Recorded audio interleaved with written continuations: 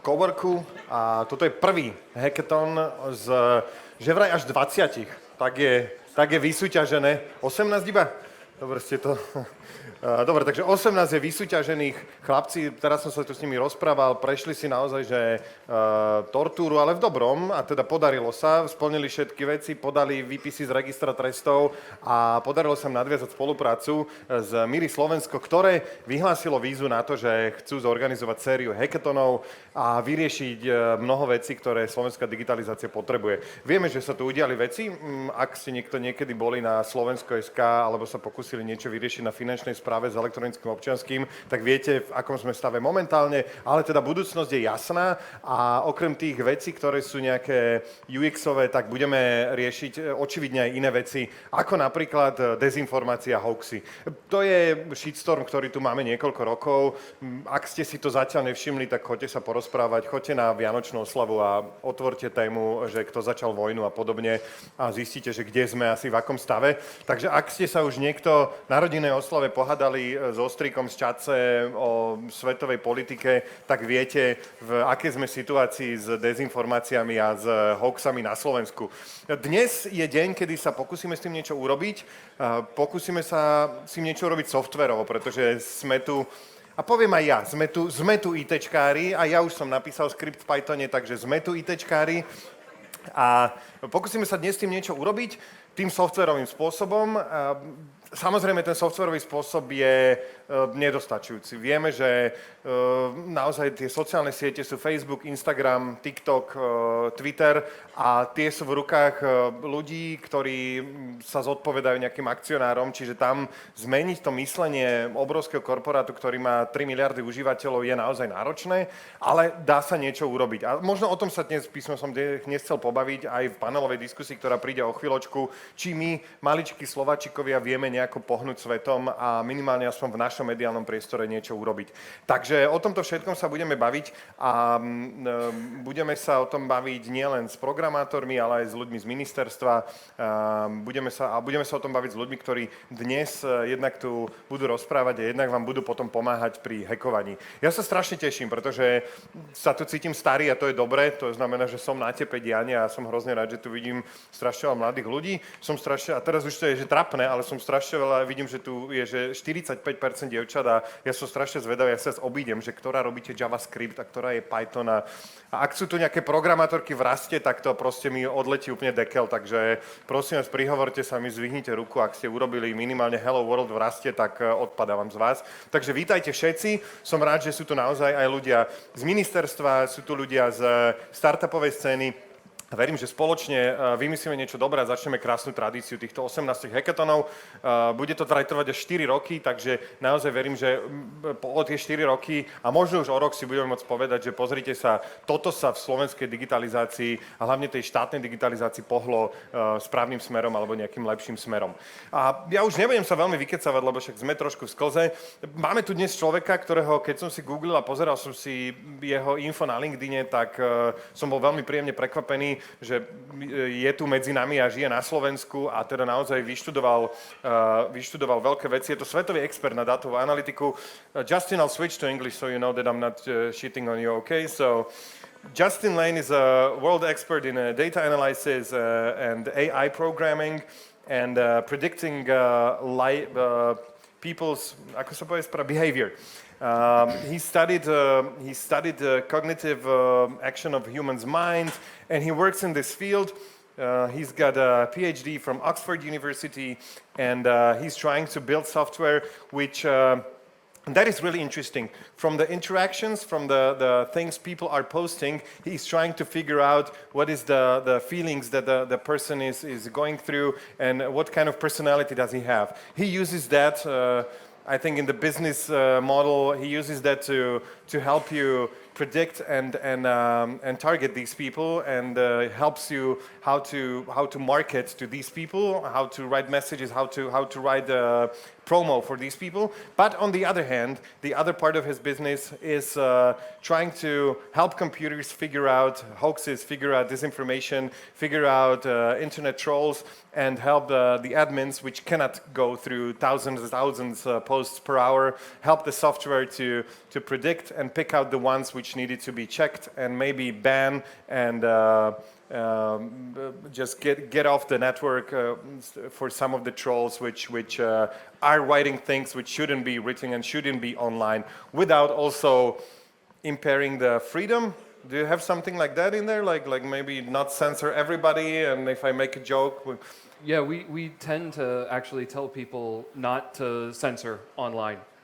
We actually want people to figure out how to fight misinformation in other ways. So we tend to be much more in line with sort of anti-censorship and use those tools very much like you were describing to try and allow. And I'm looking forward to this because I know that I'm working in stand-up comedy. We do humor. We post funny things on the internet and get banned instantly all the time because of the jokes, and other posts which are clearly toxic stay online. And I experience, and I know that this is really hard to figure out, that this is one of the cornerstones and one of the biggest hardships to figure out, is he joking or is he serious, and how to tell the software to do this. So ladies and gentlemen, Justin Lane.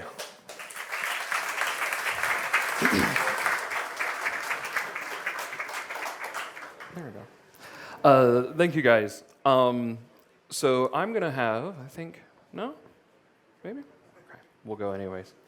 So I'm going to give a brief presentation for you guys on what it is that we can potentially do about misinformation, what it is we're currently doing about misinformation, thank you, and why it is that we need to do it now. For me, one of the things that is really motivating for why we do what we do at Culture Pulse and what we do with our partners has really to do with sort of a vision for social stability, not just in the region, but also globally, because social media is now something that's global. Many of you are going to have friends in probably 15 to 20 different countries minimum. And not just locally, you might have a friend in South America, you might even have an American friend. So this is actual footage of most of your social media feeds at this point. This is one of the things that a lot of people are coming to us and saying. We have brands coming to us and saying, we're unhappy because social media is becoming a war zone. It's becoming this political nonsense where you have people in your own family that are posting things, sometimes misinformation, that are just riling people up and creating a really unfun environment for people to live in. So on the one hand, you do have information on social media that is, it's inflammatory, and that has two different effects. On the one hand, it can be an issue of political stability because it could be lying about politics. It could be something in the hybrid threat area, as they say, where you have deliberate misinformation and disinformation being spread on social media from governments that would not mean well to Slovakia and its allies. You also, though, have people who are just no longer excited to see posts from their family because of this. And these are just different divisions that ultimately are rooted in the same behaviors. Those behaviors are ultimately rooted in human psychology. And this is where our approach takes a sort of unique turn in the industry and why it is that we do something that's a little bit differently. So for us, we need to return back to this statement here, is that we are what we believe. Our identities are very little more than information that we've decided that reflects us and who we are. So on this hand, our brains are how we see our world, right? It's the filter. It's, the glasses with which we cannot get around. All of the information that we perceive helps us to build up our reality. It's the information that the sky is blue that makes shared facts for all of us. This is not just the case, though, for the physics of our natural world. This is also the case, even more so, for our social world. The agreements that we all have about our values and the things that are important to us, the things that make us us, not just as individuals, but the things that make us us as a group. This is the case for why someone who is born in Slovakia feels Slovak. It also might be the case as to why it is that certain people might feel Hungarian despite being born on this side of the border, or they're going to identify in different ways.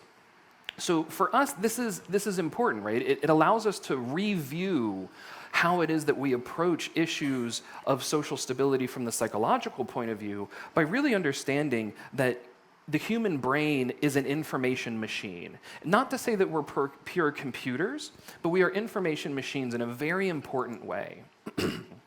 Effectively, when all of us are sort of sitting around, we're not doing too much. But as our lives progress, as we go throughout our days, different ideas will pop into our mind, different things that we use to construct our belief schemas. Right? These schemas, these are sort of networks of information. A new belief from an experience at a bookstore, from the grocery store, new things that you learned online from the news, new things that you have happening that may or may not be misinformation. And then things that can be tangentially tied only to this new information.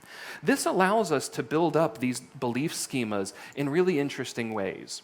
So if we take two of these schemas, right, one of which is our original belief, right, these are the sets of beliefs we come to have, the beliefs that you have today. And then you look for a set of new beliefs, right? This is the new information that you're going to see, some new post on the internet that was spread by that crazy uncle of yours. And when you look at them, a lot of times you're actually going to see that they fit one to one. And when that happens, it's very believable information because it's congruent, right? It has the exact same information as what you already believe. So naturally, right, we would agree with that information. Sometimes, though, your original belief is shaped slightly different from your new belief. Your original belief, is going to have a cluster of different things that you've learned in your own experience. And the new belief is going to have something else, right? So when you actually go through and you compare these beliefs one to one, you start to see that there's something new. And one of the issues from the artificial intelligence standpoint, right, is that this area here is very difficult, right? Because something new is similar to learning. Sometimes we're learning misinformation. Sometimes you're learning actual, real information, things that we all agree to be true. This is also similar, in the same vein of misinformation as being lied to.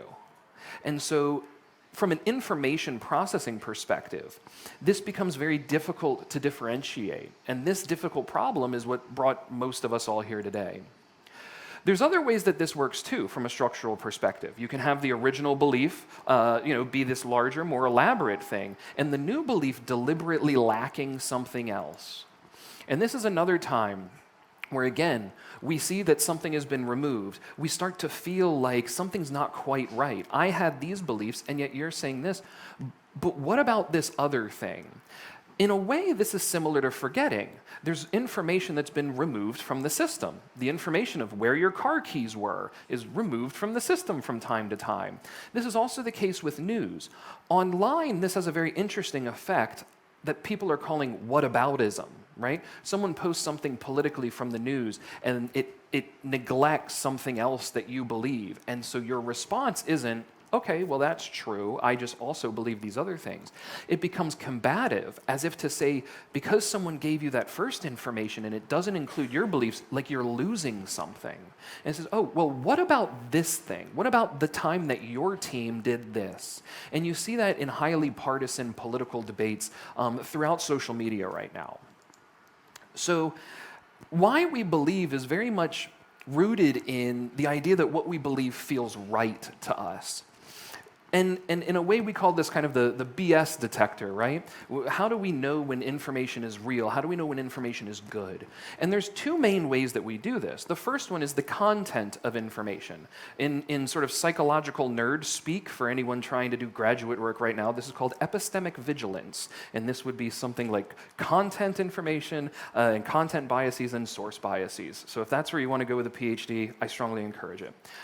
The content of the information is a lot like what I just described, right? That's where we're going with that. It has to do with the information itself. Another thing, though, that humans have evolved to do is to look at the source of information. And this is complex because we did not evolve for social media. We have had social media for less than a generation. And the generation growing up in social media, we have a lot of concerns about these guys. From the source of information, what we did evolve to do, though, is to look for information that's coming from people who are more prestigious than we are, right? You look towards your community leaders, and sometimes these are politicians. So when they spread things, we have this tacit belief that what they are spreading is correct. That, first off, juxtaposes clearly with a mistrust in government. A lot of people don't like politicians. But the fact of the matter is that these people are the leaders of our communities. They are trying to do well most of the time. But sometimes there is a bad actor. And when that source of information is providing misinformation, that does become a problem. So in a nonpartisan way, I can use the example of Donald Trump in this. There's a lot of misinformation that he has spread when he was president on Twitter, and people believed it, not necessarily because it aligned with their beliefs. A lot of his beliefs were too far out from the norm, but because he was saying it as president, they thought, it might be true. Same thing happens today with President Biden, right? It's not a partisan issue. This is a human psychological issue, and it doesn't matter what government is in power. Our brains are not going to change just because there's someone with a particular party. So with those two things in mind, we have to keep this in mind, and this is where I keep coming back to it, is that we did not evolve for this. We evolved in order to try and figure out which one of our relatives was the best at hunting. Right? How can we best procure enough food and resources to last the winter? This is the environment that our brain evolved in. We didn't evolve to try and get the most likes and shares on Twitter. And yet this is the world that we currently find ourselves in. So one thing to keep in mind here, I think, as we address the problem is to what extent are the modern tools of artificial intelligence and the modern tools of computation able to reflect the fact that we are Stone Age minds living in a digital world. So that's one of the big things there. I think this may have gone backwards.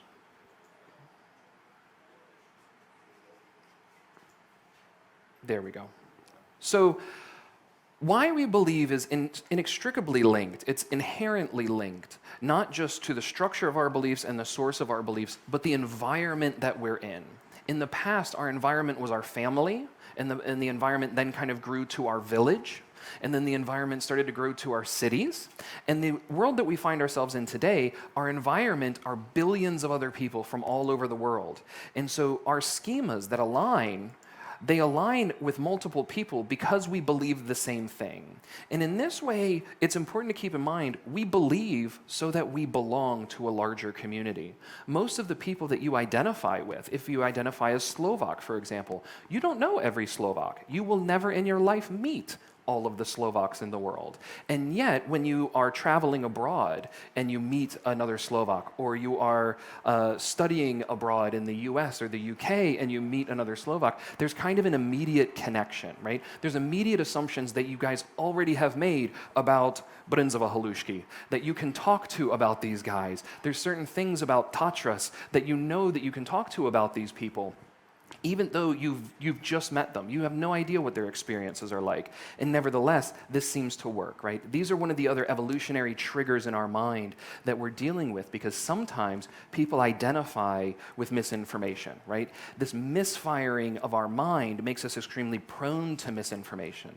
That's why you see, for example, people who are in these sort of conspiracy groups, right? When you look at QAnon, these people, their beliefs are almost religious in a way. And when they see someone else with a Q in their profile or posting, they make certain assumptions about the information that these people know. And this is the point, is that what we're doing is trying to use tools in a modern world to fight modern warfare of an information kind. But ultimately, the causes for all of this strife that we see online regarding misinformation is really rooted in psychology. So one of the things that we can look at is we can look at entire lists of patterns of human psychology, but also exploitative measures, if you will, ways that organizations like the Internet Research Agency in Russia has been exploiting to try and provide misinformation in the US elections, what Russia is doing in the Ukraine, what China is doing in Taiwan. These are all examples of trying to take things like information bias, right? The bias that you're going to make decisions based on the information that you have around us. Prestige bias, the idea that you're going to believe information from a more prestigious individual than you are. Emotional appeals, right? So one of the biggest triggers on social media today is that misinformation has a lot of emotional argument in it, and it makes you riled up. This is a huge problem because the algorithms at Facebook, at Twitter, at Instagram, all of these different algorithms are being trained in order to promote in your feed the messages that are going to get the most engagement. And the messages that are going to get the most engagement are the ones ones that are combative. They're usually negative in emotional signatures. And so it's promoting a more negative environment, right? That's why so much of social media can start to look like a riot for us. And in this way, misinformation completely and utterly not just games the algorithm on Facebook. It doesn't just leverage the algorithm on Twitter. It also leverages the algorithm of our mind, because that's what the AI learned. It learned what we were doing. And now it's just creating a snowball effect later on. Vagueness, again, like we were discussing earlier, zero-sum arguments, the idea that if I win some part of an argument, then you have to necessarily lose the other side of that argument. That's not even true. Logically, two things can be true at the same time, and just because they're different than you doesn't mean that for some reason you lose if they're correct. And yet you see this regularly in misinformation throughout social media. Other issues like Mott and Bailey arguments, which is a fun one from philosophy, but I like this. I like the term of it, even though it's the technical term.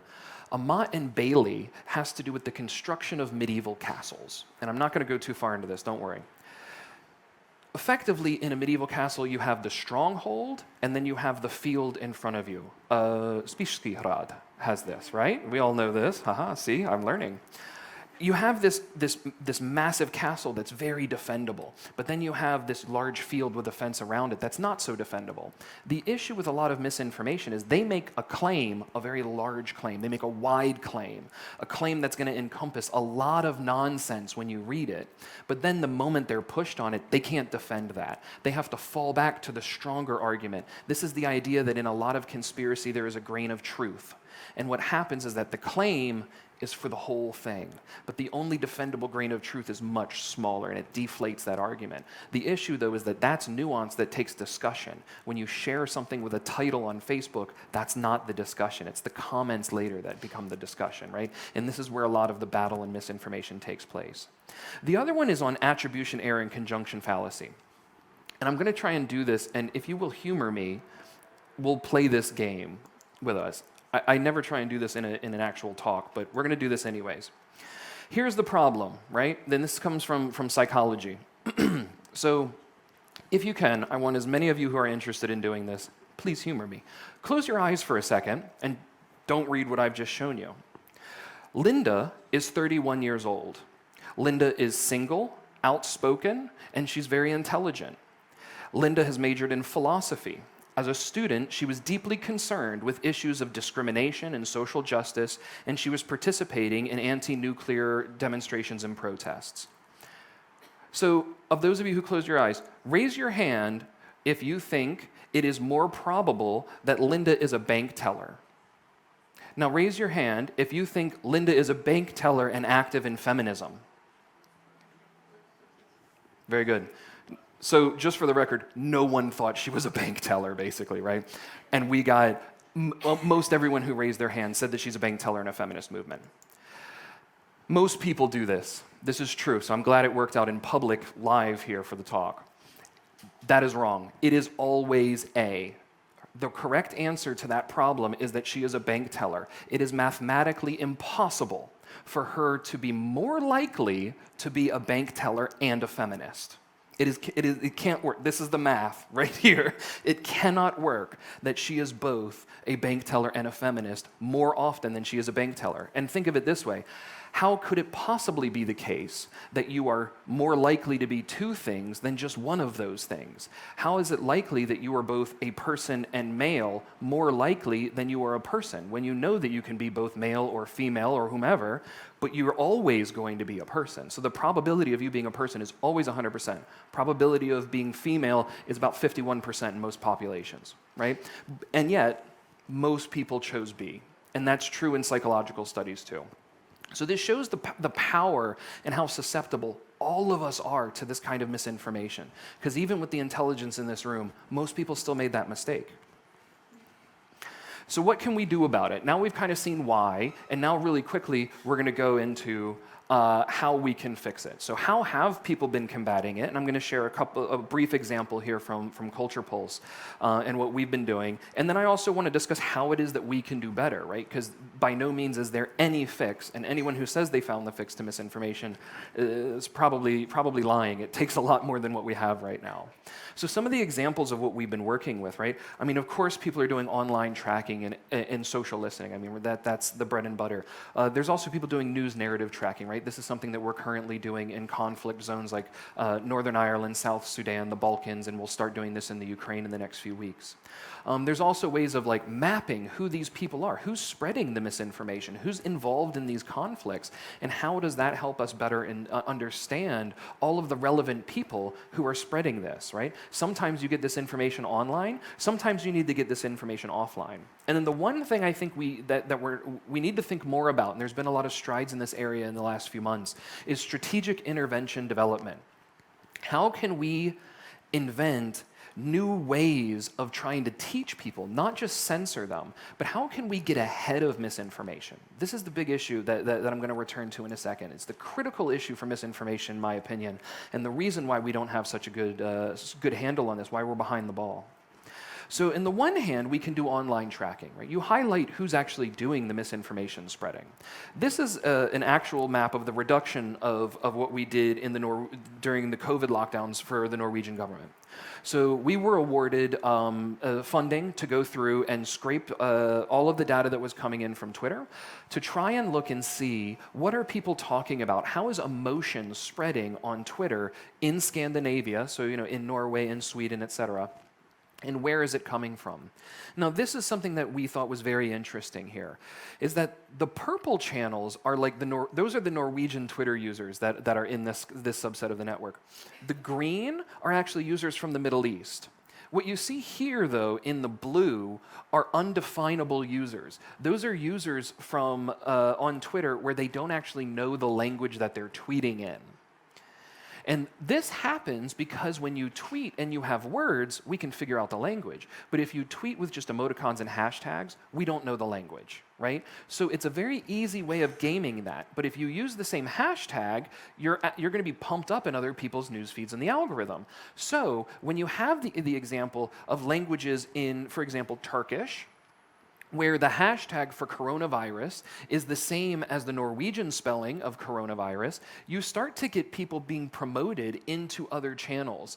And you can do that highly through communities that have been transplanted, communities that are there for work, etc., where you're ultimately able to spread a lot of misinformation accidentally. It's not even necessarily that there are, let's say, negative actors, people who are trying to do something bad. It's just that they're seeing information from Turkey where people have a very low trust in government about different conspiracies of governments involving in corona, and then they're spreading that to Norway where they have some of the highest levels of trust in government. And you can start to see the threat that can create in regards to the response. Another way of doing this is looking more on the ground. How do the beliefs shape after time? So when you actually look at how people believe in Scandinavia, you can use different AI techniques to reduce those and try and study the beliefs themselves and cluster their beliefs. What we found here, and this is exactly what we did with a representative population of Norway, what we basically found here is that there are about 10 different clusters of belief information. One of them is your standard belief, right? It was the belief that most people had. Not everyone was completely convinced it didn't come from a lab. Not everyone was completely convinced that government wasn't lying. But for the most part, they fell into this general idea of trust and what we needed to do about coronavirus. And then you have multiple clusters of conspiracies, right? So we can't treat conspiracy as just one thing, because not all of the conspiracy beliefs were the same in COVID, and they don't appear to be the same anytime we look at them. Much like religions, they're very varied in their belief. No two churches or sects are going to be the same. One of the things that we do is extend these kinds of beliefs into online tracking on social media, looking at places like Twitter, looking at places like Reddit, and trying to better understand how the information flows and the structures can help people combat them. We do this not just based on the belief of whether or not something's positive or negative. We also do this on things like personality. We do this on things like morality, so whether or not it's to do with harm or authority, whether or not it deals with religion, whether or not it deals with your family or your friends, and it gives a much more rich understanding of how these different narratives are playing out over time in a way that can actually help institutions and companies help to deal with this in a more proactive way, besides just throwing the ban hammer at every comedian who makes a COVID joke. So in this way, I think social media is good, but it doesn't go far enough. Part of it is that it's quick and dirty, right? If you compare something that's using someone who's using social listening with someone who's using a more deep and slower approach to it, someone who's an expert in a conspiracy theory, right? You can get more rich information out of it. So there needs to be something back and forth that exists to combat misinformation. In Slovakia, there's very interesting examples of misinformation that's not even being spread online, right? They're flyers that are going into the villages where many of our grandparents might live. And so how do we combat that, right? So there's also a need for offline interventions as well as online interventions to misinformation. And this is why I think we start with psychology and human nature. We don't always want to go to AI as the immediate answer. AI should come from this rather than be the starting point. And when you think about how social media works, you can kind of see this here as well, right? The way that almost all of these platforms work, right? You log into a platform.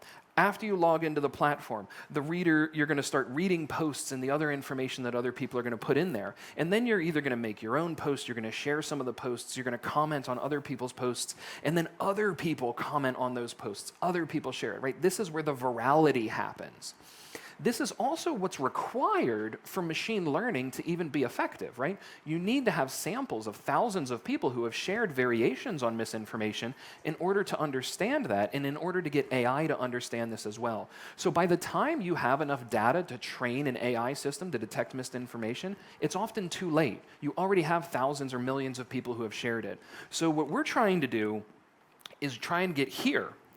Try and stop misinformation spread before it's even posted, before it's even shared. While you're scrolling through TikTok and you see something that might be misinformation, how can you, as a user, have the tool to understand that it's misinformation because of where you're coming from, right? Going back to the beliefs that you come with when you're presented with the new beliefs. How is it that we can strengthen that so that you understand when you're being lied to? Right? And how can we do this in a way that's systematically deployable in ways where you can actually create these strategies? So these sorts of strategic interventions, we've been doing these with other partners, the DEC Institute, Cambridge University. Initially, we were doing this with another corporate partner as well. We're looking at counter messaging, right? How do you fight it when new messages come out? How can you create a new message to go against that message, that misinformation? How can you get ahead of the threat? How can you get ahead of misinformation? How can you pre-bunk and say, look, this is the truth. So when you see the misinformation, you already know that it's wrong. Inoculation is something other people have been talking about as well. How can you kind of plant the seed, almost like a vaccine against misinformation? Show them a little bit of this and then tell them it's misinformation. I'm skeptical of that, but this is one of the ways you can do it. You can also use psychology for behavioral nudging. Implement platforms that make it less likely for you to spread misinformation. And this is sort of the end here. This is one of the things I want to talk about is what happens when we fail, right? If we do fail, if people who are trying to spread misinformation and disinformation, people who are trying to inflict harm on society locally here in Slovakia, but in other countries throughout the world, the stakes, I think, actually are very high. So this is footage that I've gotten, that I recently filmed in Belfast when I went there. We're working with Cambridge University in order to use AI systems to study what happens in conflict zones. How does conflict occur, and then how is peace resolved? How can we create policies so that we can better achieve peace in conflict zones? And this is an example of one of the bonfires in Northern Ireland, where effectively the city empties itself for about 2 or 3 days. There are security forces. You do see police. Most of them are outside of the city center. Inside of the city center, particularly in certain neighborhoods, paramilitary groups pretty much are the ones that you need to go to if you need any sort of authority or issue. So in this case, you see a breakdown of your traditional structure of authority, and it goes back to almost like a wartime structure. Here in the side here, the lower side, you can actually see while we were there, someone had a large box of sort of these mortars that fire up and use explosives.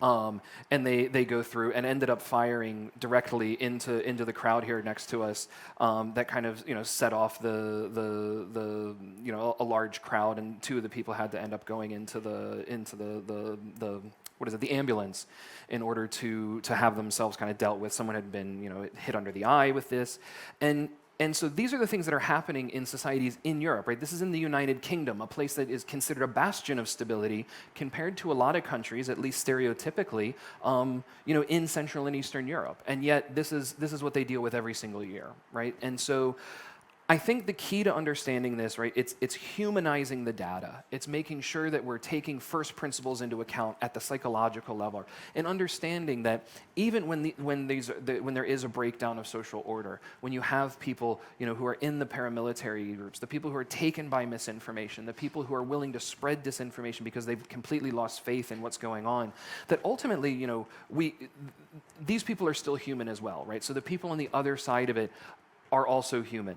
So on the one hand, you can have this sort of like breakdown of law and order. These are 2 pictures that I also took in Belfast while I was there. It's within maybe 12 hours of each other, where the one here, you actually can see like a nice family barbecue where they're making burgers, and they're literally doing this on the street and like having a celebration of the holiday of when King William of Orange took over Northern Ireland for the Protestants. And this is obviously a Protestant, British group that's there right outside of, there's a lot of people that were previously in prison, people who are actively in some of the paramilitary organizations, and they're there and they're having a great time. Anyone can come. You can have a burger with them, talk to them, and have fun. Like, it was honestly quite a nice event when I was there. I had a good time. They were all very nice to me, asking questions, letting me ask questions, which was great as well.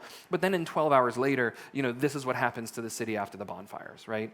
This is what happens where they take, and they usually march around 3,000 to 5,000 people in military war drum corps, fife and drum corps throughout the entire city. So naturally, all of the Catholics have left, right? So this is sort of what's at stake.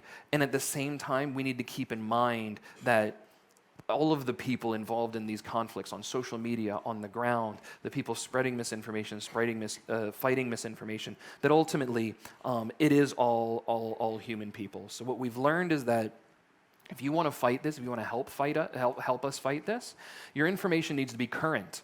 Academics wait 3 years with their funding cycle before they actually get information out. Ukraine, for example, is over 6 months in. You can't wait another 2.5 years in order to help people, right? So we need to be able to have immediate ways of helping people that are addressed, that have issues of social stability, that have issues of misinformation. They're under attack in the information space. We need to show data in simple ways that makes it digestible, because a lot of these solutions are not people who are data scientists, and we can't expect them to be. A lot of them are policymakers, right? So they have degrees that are more in the social sciences than in the data sciences. It also needs to be reliable. If our tools aren't reliable, we can make things worse. Ultimately, that's where it cuts down to. And so the final one is simplicity or bust, right? So think about this in your own solutions that you come up with. If the world doesn't understand it, they won't even use it. And this is one of those things that I think is important for us to deal with. So the data is important for a stable society. This is true for opinion work, this is true for social media, and it's true for how we're going to deal with it.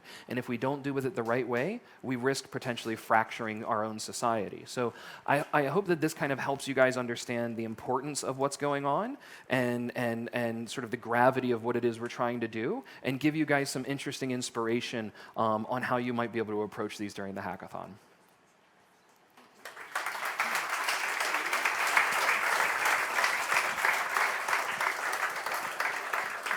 Thank you very much. This was Justin Lane. Thanks, Justin. Interesting. You can take a seat here. Perfect. And we'll continue instantly with the panel discussion. And I would like to invite our next guest, Tomáš Kryšák. Tomáš, are you here? Hi. Tomáš Kryšák is from a company called Gerulata, and this company, as I understand, works on tools which help to identify internet trolls. And you also, which I see from your sponsored posts sometimes on Facebook, they hit me, so I'm probably am the target. They also try to figure out the narratives, the feelings, what is the situation on the social media in Slovakia and in the world, but mostly you focus on Slovakia, right? Okay, but I would like to maybe introduce you a little bit more.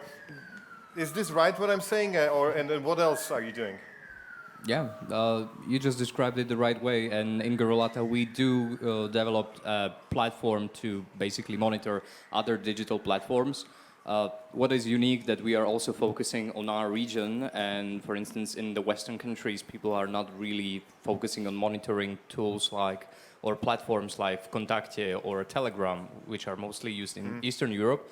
But that's what we do here, and therefore we are capable of creating a map of the infosphere and knowing like who are the malicious actors and who are the good actors, pro-democratic actors. And you were asking like, what else do I do? Well, I've been doing some media literacy courses. I've been behind a project called Checkbot, and I'm just wearing a hoodie based on our other initiative, Conspiratory SK. So there's plenty of things that have been done in Slovakia, and yeah. Okay, thank you. I heard about Conspiratory. I would mention it really quickly. This is a site where you can see the tracking, and it's up-to-date info on conspiracy and hoax sites on Slovak internet, which helps, which is a big thing because many media agencies, many agencies which have big budgets for marketing can take a look and not give these budgets to sites which are clearly toxic on Slovak internet and clearly making our internet space a much shittier space. So thank you for that, and I hope more agencies will be using. Justin, I have a question for you. This all is beautiful. This all is beautiful, but what can we, as regular people, you as a small to medium company, do to help? Do we need to wait for the giants, for TikTok? Do we need to wait for Twitter, Facebook to do something, and we need to push them, and we can? We tried that. Do we need to ask our governments to push them because they're partners for them maybe right now? What can we do, and how can we help? We know this. You're creating software, but how can we use the software and make somebody use the software? Yeah, no, that's a great question. I think that it's basically a sort of a two-handed approach. On the one hand, keeping pressure on the social media platforms is a good thing.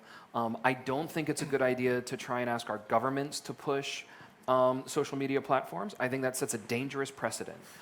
If a government can push a social media platform to do good, it also could push a social media platform to do bad.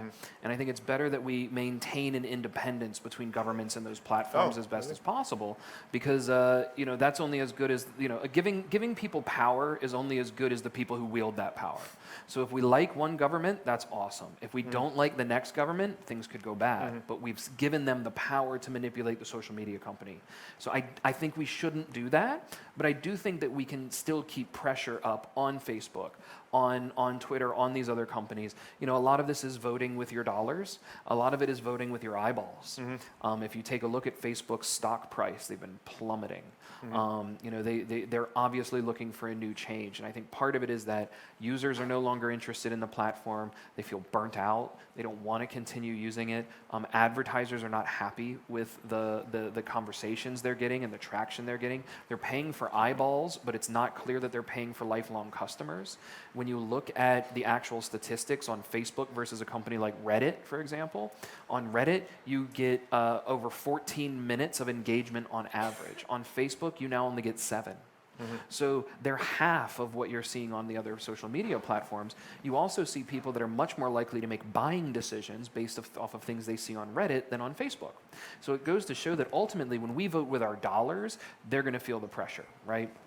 I mean, and to the tunes of billions of dollars. But on the Yes, other but hand, is it going to be the right pressure? What if they're like, oh, listen, we need to get more toxic stuff on. We need to get like people more engaged in the ways they did it in the last couple of years, which was so in a way, I getting think. them into a spiral of more toxic content. Well, I think in a way that's exactly what they tried to do in the United States, and now they're paying the price for it. They go to show that people want to use social media for fun. They don't want to be angered when they hit log on every time. And the algorithms, particularly over the last few years on places like Facebook and Twitter, have created these sort of like monocultures of people where if you break lockstep, you worry about getting canceled. And so you mentioned in the comedy space is a very good example. A lot of the top comics don't like posting on Facebook and Twitter, and now they're trying to find other ways like podcasts, right, where they can syndicate their humor in a space where they're not going to get canceled by this group of people that was basically created by the algorithm. So you see, Joe Rogan's $100 million deal with Spotify because things like YouTube were becoming too toxic for him. Twitter had, they've tried to cancel him so many times on Twitter. It's basically a weekly event now. So these are the sorts of things that I think are there, but also I think it's important for us to realize that the spreading of misinformation starts with all of us as users. If we don't spread the misinformation, the information never actually gets out, right? There's no financial incentive for Facebook to allow it. There's also no incentive for the actors in order to spread things like disinformation, right? So when you look at the difference, right, the difference is basically that disinformation has an active component to it. They want to do harm. Misinformation is often you just don't know that it was wrong. Yeah, actually, I saw that there are like 3 reasons for spreading the misinformation. One is you want to do harm. The other is you just don't know, don't care. You just read the title and just send it over. And the third is like the worst one is, which is like our maybe family members. They want to help. They want to like, I'm sending you because this is important for you. I want to help you, and you say like, this is bullshit. But I want to help, and that's why I sometimes crashed really hard because they were coming with something. I'm trying to help you, and you tell me this. But that's other topic. Tomáš, what do you think? What can we as people do? And even with your software, Conspirator is a wonderful project. What else can you what do you believe can be done? Well, I think that digital platforms that have actually gave us the rights and means to actually be something like active nodes in this information space, and each and every one of us can be like an active digital citizen who can then actively come every day to digital space to actually do something you are positive one in there. citizen, and on the other hand, there's the huge algorithm where like I can imagine that like 2,000 people in San Francisco with $10,000 a month each are creating something which wants to push us the other way. Well, that's the nature of the world we are living in, but it's the same thing with when you are protesting against the authoritarian government. It doesn't start with a huge movement. It always starts with the individual. Or when I started to actually get involved in this topic of information security, that was 12 years ago, people were actually thinking that I'm crazy and overreacting because I was, making some predictions that things are going to get rough and they're going to get rough soon. And well, it only took a few years and a lot of effort, but eventually I have made my point, and people are just listening to it like, okay, these are facts, not some mumbo jumbo made by some paranoid person. So I think that what really is something we can do is not lose hope and do everyday action, meaningful action. And what I think is mostly effective is that to be focused on offline.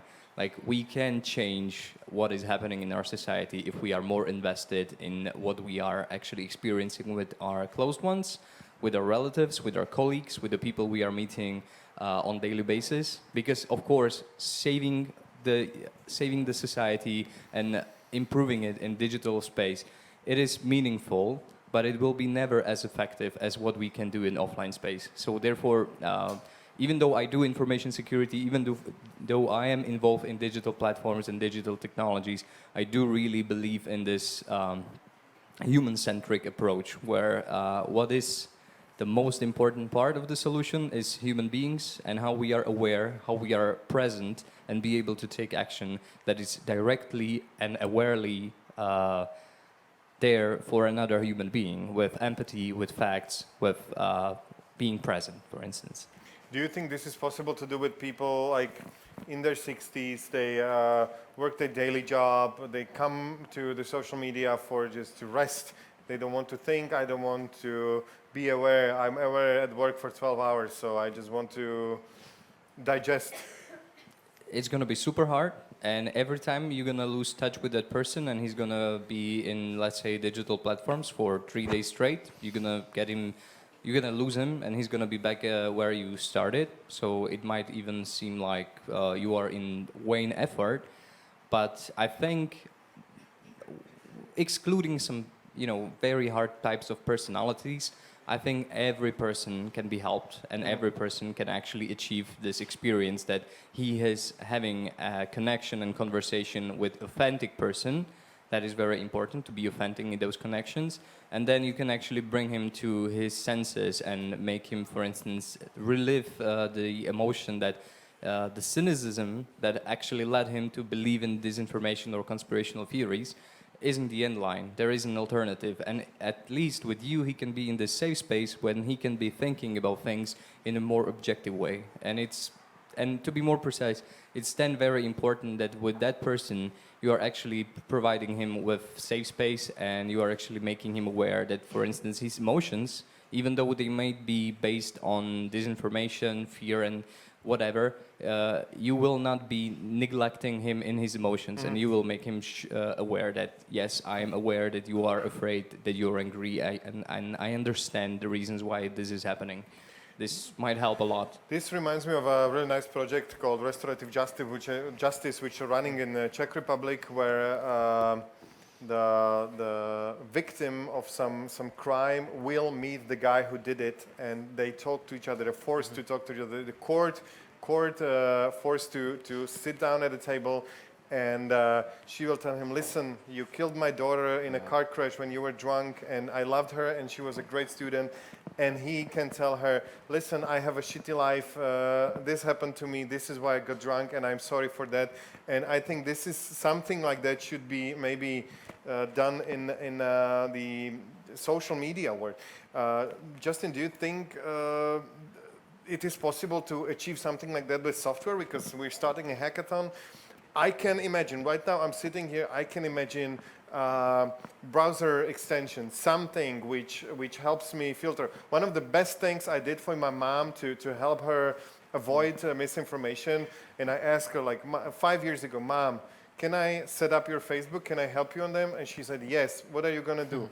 I'm going to follow and like some pages for you. And I liked 15 pages. That was it. I liked Deník N, SME, some of the guys who were doing disinformation, and I liked 15 pages, and this helped for years to come. For years to come, that she was getting completely different Facebook, and we talk about that like once in 2 months. What happened?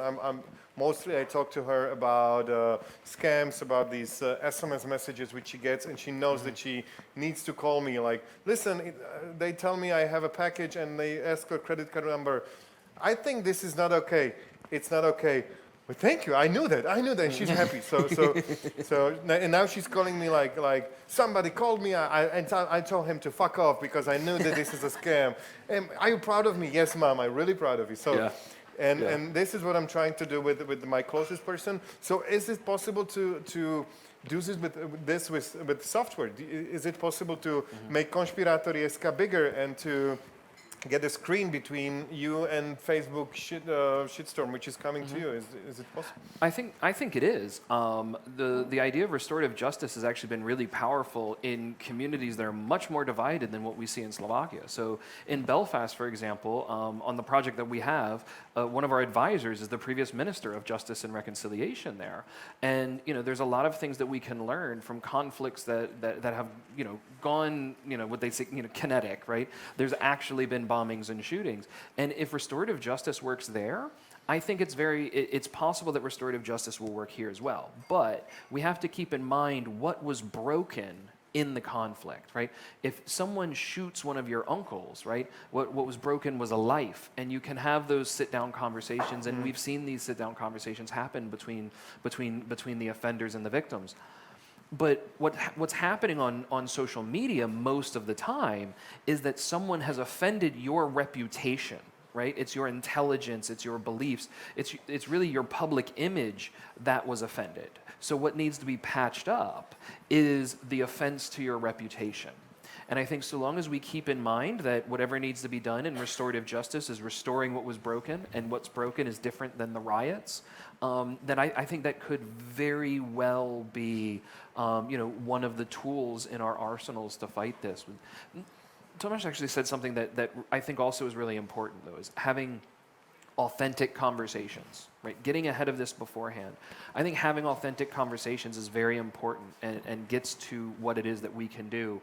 Having the authentic conversations offline, having the authentications online, but also having authentic conversations as people interacting with brands, right? If the brands are not being authentic, if they're feeding into the fire, then they're not helping either, and they're the moneyed interest at the social media companies. So one of the things that we're trying to do and that we're doing and rolling out in our platform in the next month is actually a way that can allow brands to talk more authentically without relying on the same machine learning problems that perpetuated the problem in the first place, right? So moving beyond machine learning as an AI tool in order to allow you to create the authentic messages that your brand needs in order to resonate with your clients, that it can shift the money landscape. And I think that can really help. So again, it's a two-front war. It's the authentic conversations we need to have with our family and vigilance we need to have, as well as the pressure from the financial interest. Tomasz, do you think software can help? Do you think we can achieve this with some, I don't know, I don't want to say a word filter because that sounds like a censorship, but do you think like nudging is the way to go?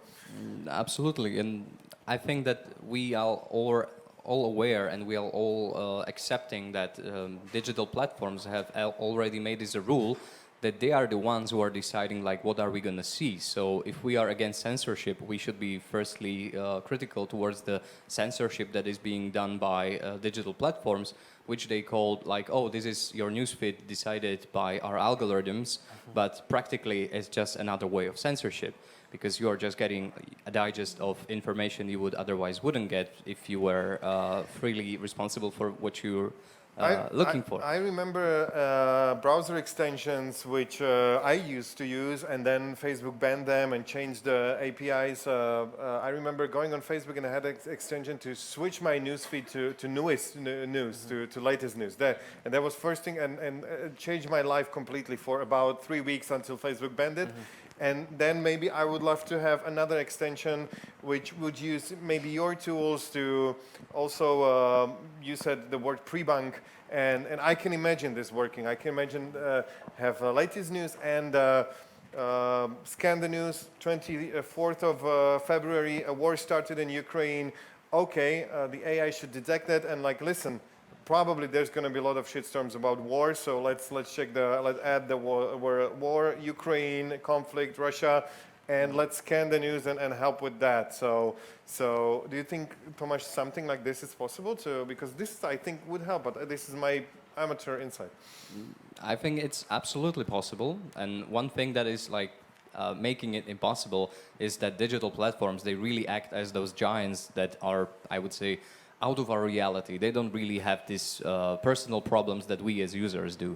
So I think the solution is in science and, for instance, and human nature, because for millions of years we humans have developed this very unique skills of understanding reputation. We are capable of understanding reputation of other people around us, and we know like who is a person with reputation. When he says something, we believe him, or when we are aware that, oh, if that person tells me something, I might have to check it with other people because I know that he's lying often. This in digital platforms is not present, and I often quote Hugo Mercier, a French philosopher and neuroscientist, who is actually very sound about how we need to push digital platforms to actually acquire the principle of reputation, to be present in acquiring the models that are representing what we now know as algorithms that are defining our news feeds. If we had this very human and natural thing that helps us divide between lies and truth in digital platforms, we might be saving ourselves a lot of trouble. But it seems this discussion about how reputation can help us is not even present when it comes to digital giants, which really bugs me. And there is so many ways how to actually use technologies that we already have to actually acquire That is weird because we use it for getting a taxi, and we use everything. it for booking a hotel, and we use it booking a flight. We used to use the 5-star model for years now, and it's not present. So this is the way maybe which we could go. Absolutely. Okay. We have some questions for you. Is it basically a fight between bad guys, robots, and my robots online try to navigate my mind to where they want me to go? Because you mentioned this was from your keynote. We're coming back to that. So is this a robot fight online between the good and bad guys? To an extent, I think that is partially the issue. A lot of the good guys aren't using robots in the same way, or at least the bot accounts on Twitter in particular. So it is more than that as well. It's not just a fight between the good bots and the bad bots. I think the bad bots definitely have an edge over the good bots.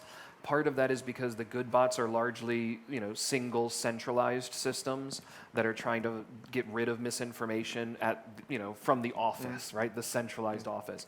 Whereas the bad guy bots are trying to create a decentralized net of spreading the misinformation, right? So it's the difference between like a starfish and a spider. A spider you can chop the head off of and you win the war. A starfish, if you try and chop the head off of it, it doesn't have a head. You chop the arm off of it and it creates 2 starfish, right? And that decentralized principle will always win out over a centralized principle. We've seen it in the music industry with Napster, right? We've seen it in the media industry with social media, right? And we're going to see it with disinformation and misinformation as well. Okay, next question. Justin, have you tried the Linda experiment with an audience where you presented the answer options in reversed order? Yeah, so in a talk, I've not done it in reverse order, but in the psychological literature, that is an effect that people are aware of called an order effect. And when you present it in the reverse order, you do still get a bias towards people thinking that she's a feminist. Mm-hmm. And I think that's what it is, right? The bank teller has nothing to do with it. The reverse order is the feminist. And what I like about the order that it's presented in is it actually biases against me getting the result I need on stage, because you don't know what the second what the second result is. And so you're thinking, is she a bank teller? And you're like, yeah, sure. I have a female bank teller on the way here, and you can raise your hand. The second part is she a bank teller and a feminist? And instead of throwing people off and going, well, that doesn't make sense, most people go, oh, feminist, yeah, that adds up. Mm-hmm. And it triggers it. But you can reverse the order, and it should still work. Okay, and maybe last question from the audience. Tomáš, how far are we as Slovakia behind the global leaders in fighting the misinformation? Well, I think we are the global leaders, to be honest, and that is because Slovakia is one of the most affected countries in a Western world, in Europe, and even compared to United States, we are like extremely polarized, and our digital platforms are extremely flooded with manipulation and disinformation. And because of that, since 2014, there's been like, a boom of initiatives and research on this. And in Slovakia, there's been plenty of initiatives like Checkbot, Konspiratory.sk, and many others that have actually inspired others in other countries. And in my opinion, we are kind of becoming like a hub for this technology. And you're not mentioning in one of the biggest things that happened in this field in last year was hoaxy a podvody Polícia Slovenskej republiky, which the police Facebook, which is right now it's over 100,000 followers, so it's a huge number, and they're really sharp. Okay, you see you can see the background of the author of that he comes from a tabloid background, and you can see that he's got this mind for like crazy titles and just which move people, but I think they're doing a great job, not perfect, but 87% great job, and they were able to grab the audience. And that's a big thing. And actually, a few weeks ago, there has been a competition organized by NATO in Helsinki, and Slovaks were there. And actually, the admin of this page has won the prize. So we were actually proving in international combat that we are the best at doing information security in crisis scenarios. So it's not only my impression; it's really like how we are faring off. And yeah, I think it's pretty much showing that we might be even optimistic in this information war. Okay, I think our time's up. So one last question. We're starting the hackathon. We have hackers here. We have people who are IT guys, but also social media guys. Justin, what would you recommend? Where should they focus their attention? What is the way? What is the problem to solve? Which is solvable by software in 24 hours, maybe? Yeah. I mean, I think that's kind of the hard part. I would say that even though it sounds counterintuitive, sometimes a lot of little things can have a really big impact, right? So if your solution is perhaps multi-pronged and has little bits of nudges that go through it, I think that can help. But I also think that compatibility with what's currently happening is also there, right? We want to make sure that it's new, but it would fit in with the current technology of what people are using, right? Those are the big things, right? So you want to do something small, something usable, something feasible, and something that's creative and shows like diversity of thought more than anything else. You don't want to just come up with another way that Facebook can swing the ban hammer down on comedians, or the way that you can have someone try and say that something is misinformation when in reality it really is, right? We don't want to strengthen the issues with social media. We want to try and fix them. Mm-hmm. Okay, Tomasz, what's your idea? What should be done with software? I think it's going to be quite similar to Justin, and I think it's really important to have this philosophy when we are focusing not to bear people from information, but actually nudge them to quality information, which is always present, it is always there, and in Slovakia especially, a lot of people are producing it, so maybe think of a way how to, make this information accessible to broader audience.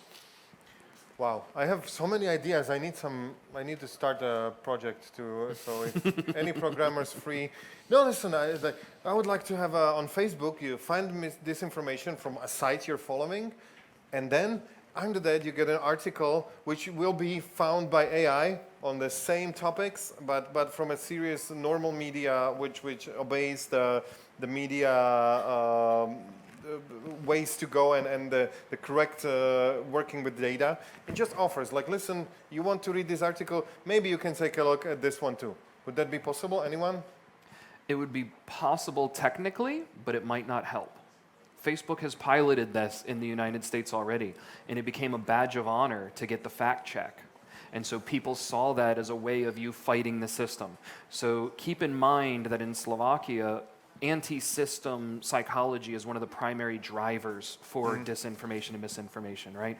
The government is the least trusted institution in the country. So if you put a badge that says, hey, the government said this isn't right, or this other fact check says it isn't right, make sure that you're not giving them credibility. Is the prestige of the fact check going to be counter to our intention of actually checking the facts? Oh, never mind. So Also, the paradox of human psychology that has been experienced many times and many years ago is that people don't believe what is true, but they believe what they saw first. So if people are seeing false and incorrect information first, you might, try your best, but most of the people will still think somewhere back in their mind that, but I think that the truth is something different based on what they saw first. okay, so don't do this project. Okay, do something else. Okay, thank you guys. This was Tomasz Klišák from Gerulata and Justin Lane, great mind on truth and misinformation, and neuropsychologist, and he's got a PhD from Oxford and everything. Thank you. Thank you.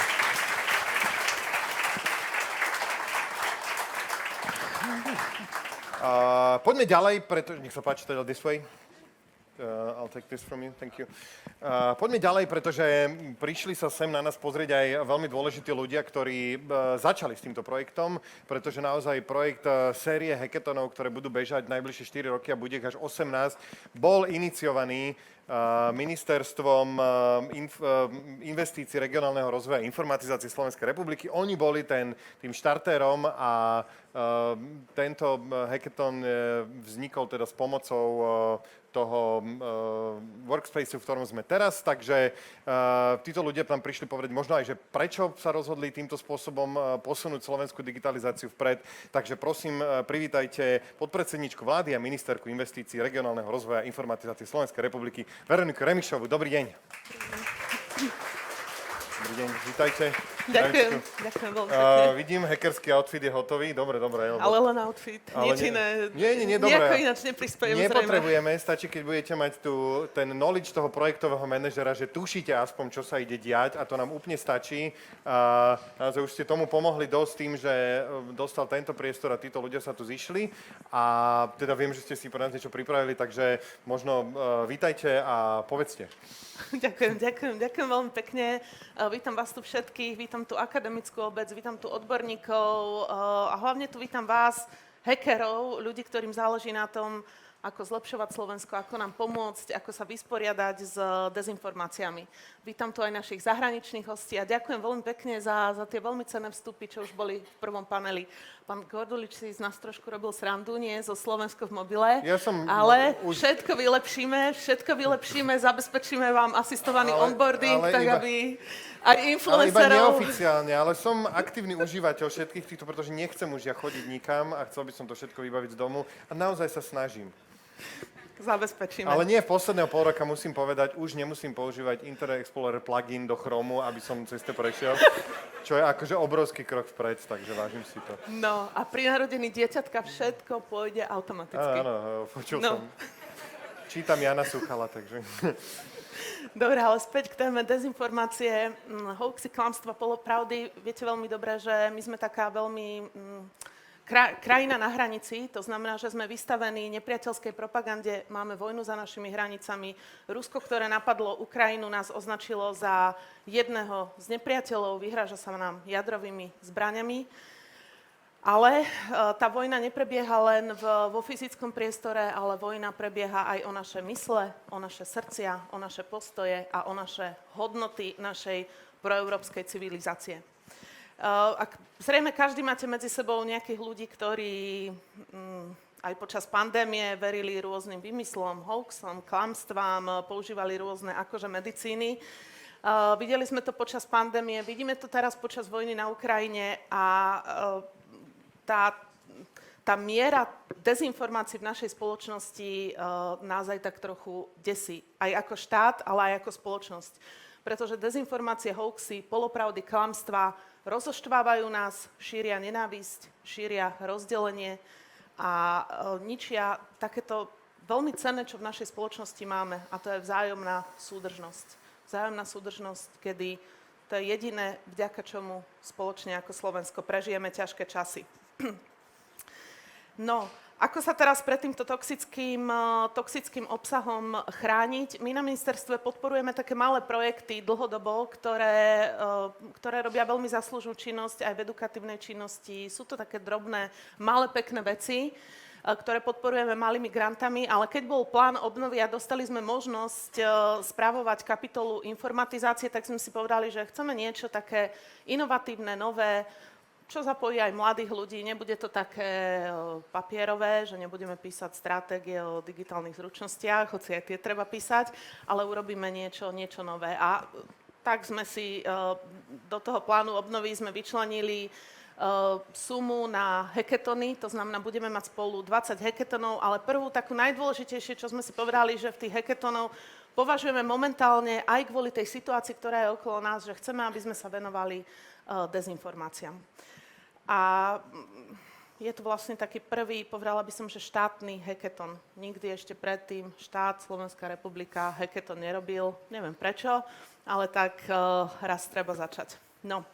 A chcela by som sa vám veľmi všetkým pekne poďakovať, lebo to není samozrejmosť a ja si to uvedomujem, že stráviť 48 hodín tým, že teraz budete kódiť, vymýšľať a hľadať riešenia, ako pomôcť Slovensku, ako pomôcť vašim kamarátom, spoluobčanom, rodine možno, rozlišovať, čo je klamstvo, čo je hoax, čo je škodlivá nepriateľská propaganda. Takže všetkým by som sa chcela zo srdca poďakovať, ktorí sú zapojení do tohto prvého hackathonu, môjmu tímu, ktorý to s láskou, s kreativitou, nadšením pripravoval, pánovi Gorduličovi, ktorý vás tým prevedie, zahraničným hosťom, mentorom, akademickej obci a v prvom rade vám, ktorí do toho vkladáte váš talent, kreativitu, dobré nápady a vaše srdce. Takže ďakujem vám veľmi pekne a držím vám palce a držím palce Slovensku. A samozrejme, dobré nápady, to je vlastne podstata toho hackathonu. Chceme, aby sa realizovali. Aby ten najlepší nápad, aby sme ho aj zrealizovali, aby to neostalo niekde ako šuflíkové riešenie. Takže ešte raz ďakujem vám veľmi pekne. Ďakujem veľmi pekne.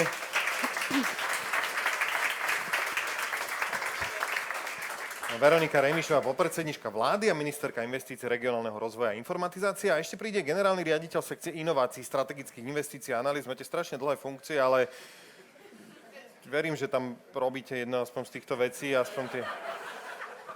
Ale investíciu ste už urobili. Dobre, takže Peter Balík. Dobrý deň. Jasné, pardon. A vy ste teda pod Veronikou, už teda nadrobne rozmenené a už teda, možno sa tu s niekým aj poznáte osobne, hej? Áno, ďakujem pekne za privítanie. Čo sa týka tých inovácií, a veľmi správne si to spomenuli, že máme to v názve a my sa tie inovácie reálne snažíme robiť. Nie o tých inováciách len rozprávať, ale chceme ich reálne vykonávať a realizovať a preto prišli tieto myšlienky, ktoré sme teda vytvorili aj s našim tímom na ministerstve investícií. V podstate tá idea prišla v spolupráci s Jurajom Hoštákom. My sme, a to poupravím trošku pani ministerku, jeden hackathon verejný sa už organizoval v 2015 a vtedy sme ho tiež organizovali my dvaja s Jurajom. Ešte sme boli vlastne na ministerstve hospodárstva. Bol to taký pilotný hackathon, kedy sme mali viaceré problémy s organizáciou, ale ten výstup bol fakt geniálny. Počkajte, a dopadlo to? Teda chcete uvádzať do praxe? Uviedli ste do praxe? Presne tak. To by som chcel uviesť, že ešte doteraz firma, ktorá vyhrala ten hackathon v 2015, ktorý bol vlastne zameraný na energetiku, tak pomáha slovenskému plynárenskému priemyslu SPP s takými personalizovanými videami pre klientov, ktoré oni vlastne vytvorili pre SPP. Zároveň si tu našli biznis na Slovensku aj pre Tatrabanku, pretože jednalo sa o poľskú spoločnosť, alebo startup, ktorý vyhral ten hackathon. Doteraz sú aktívni na slovenskom trhu a my veríme, že aj tieto naše hackathony budú mať presne takýto impact na Slovensku, že z tej série niekoľkých desiatok hackathonov sa tu udrží väčšina tých riešení a že ich budeme implementovať. Dobre, my vám veríme, lebo vy ste ten dôležitý človek, lebo naozaj toto sú ľudia, čo to vymyslia a dostanú do nejakého štádia. Ja väčšinou, čo aj počúvam ľudí zo štátnej správy, aj nejakí úradníci dobrej vôle, keď si občas sa bavím s ľuďmi odtiaľ, tak tam potom prídete s tým a tam narazíte na tých ľudí, čo sú tam 30 rokov a že to sa nedá, toto. Takže toto je na vás. Toto je na vás, aby ste si to zobrali za svoje a pretlačili to tam. Ale povedzte, pardon. Presne tak, to je vlastne ten druhý bod, ktorého som sa chcel dotknúť. Ja a zároveň aj moji kolegovia viacerí sa vrátili vlastne zo zahraničia pred 2 rokmi, kedy sme dostali tú príležitosť a možnosť pracovať pre ministerstvo investícií, za čo teda ďakujem aj pani podpredsedničke vlády, že nám vytvorila výborné prostredie na túto prácu a že sme teda mohli aj v rámci plánu obnovy a odolnosti využiť prostriedky, ktoré nám Európska komisia teda poskytla na riešenie dopadov krízy spojenou s pandémiou. Čiže my sme boli vlastne zodpovední za prípravu toho komponentu digitalizácia na ministerstve a chceli sme tam pripraviť rôzne inovatívne opatrenia, ako sú aj tieto hackathony. No a stretli sme sa s viacerými teda negatívnymi názormi, s našimi kolegami, ktorí presne takto, ako vy spomínate, že sa niečo nedá. Čo sú to tie hackathony, čo? Takže prebíjali sme sa cez tento systém verejnej správy, a to nehovorím len o ministerstve, ale o viacerých agentúrach a inštitúciách, ktoré patria pod verejný sektor. Ale nakoniec tu stojíme v mikinách s pani podpredsedničkou vlády, takže my sa veľmi tešíme, že sa to podarilo zrealizovať, že tento kick-off hackathon má aj takéto pekné zastúpenie. Je nás tu približne 120, takže my fakt veríme, že to bude pokračovať týmto štýlom aj do budúcnosti. No a čo sa týka tej témy hoaxy, my ako ministerstvo investícií sa cítime byť zodpovední za to, aby sme riešili túto tému a dopady, ktoré táto téma vlastne prináša pre našu krajinu, a preto sme sa rozhodli prvý tento hackathon venovať práve tejto dôležitej oblasti. Máme definované 2 challenges. Jeden z nich sa týka riešenia odkrývania dezinformácií na sociálnych sieťach. To znamená, je to taká akoby reaktívny spôsob reagovania na tie dezinformácie. A ten druhý challenge je zameraný vlastne na prevenciu, to znamená na podporu vzdelávania, ktorý je mimoriadne dôležitý, a my sme presvedčení o tom, že na Slovensku by to malo byť to školstvo, ktoré zabezpečí to, aby neverilo konšpiráciám 54% Slovákov, tak ako je tomu teraz. Takže my veríme, že výsledky tohto hackathonu prispojú tomu, aby sme riešili tieto challenges. Držíme palce teda prihláseným spoločnostiam, startupom. Sme k dispozícii a teda držíme si palce. A ešte by som na záver chcel poďakovať aj Campus City za organizovanie týchto hackathonov. Ďakujem veľmi pekne. Tento pán bol generálny riaditeľ sekcie inovácií, strategických investícií a analýz, Peter Balík. Vy ste prišli zo zahraničia na Slovensku, vítajte a prepáčte, ale držte sa, takže... ale ešte dobre vyzeráte. Ja som čakal väčšie kruhy pod očami po 2 rokoch, ale takže teším sa, že ešte máte stále tú energiu. Ďakujeme pani ministerke, že ste prišli. Naozaj je to obrovský, myslím, že aj pre ľudí nakopnutie, že ste sa prišli pozrieť osobne. A teda poďte opäť hore a spustíme oficiálne tento hackathon. Ja poprosím réžiu, aby nachystala časomieru a samozrejme v tomto momente ja by som to odštartoval nejakým 3, 2, 1 štart. Máme časomieru? Vieme o tom? Tak dajme. Aha, pozrite sa, časomiera. Ešte to nespúšťajte, počkajte. Budete ju vedieť ešte zastaviť teraz, alebo to bola jednorazová? Nie. Ja by som môžeme ju tam ukázať s nulami? Nemôžeme, dobre. Pani ministerka, poprosím vás, odštartujte oficiálne zo pár krásnymi slovami tento hackathon. 3, 2, 1, štart, držím vám palce a na budúce riešenie, keď budete riešiť challenges, tak... Už sa beží. Už sa beží, dobre. Ale chcela som povedať, že keď povie politik nejakú informáciu, ktorá je trošku somarinka alebo čo, tak verím, že zapípkanie niečo a hneď ho opravíte. Dobre. Hackathon v roku 2015. Treba za 2 milióny nakúpiť servery, aby sa to stíhalo. Dobre. Takže držím vám všetkým palce. Krásne 2 dni. Ďakujeme veľmi pekne, že ste boli s nami. Ďakujem. Pani ministerka, pán Peter Balík. Ešte 30 sekúnd, dôležitá informácia predtým, ako sa rozbehnete a rozmýšľať o tom, čo idete riešiť. Prosím, začnite tým, že pôjdete na workshop s Alex Goodman, ktorá v niekoľkých spoločnostiach, napríklad v Sojtrone na Slovensku, riešila veľké projekty a išla s nimi od úplného začiatku nápadu až po konečnú realizáciu. A na tomto workshope vám naozaj povie, ako vytvoriť MVP, ako vytvoriť minimum viable product, teda ten minimálny produkt, ktorý už je spustiteľný, aby ste sa nezamotali na jednom mieste, aby ste sa nezamotali pri nápade, nezasekli sa niekde, rozdelili si ten čas správne. Takže verím, že keď investujete čas do tohto workshopu, ušetrí vám to oveľa viac času potom v tej samotnej realizácii.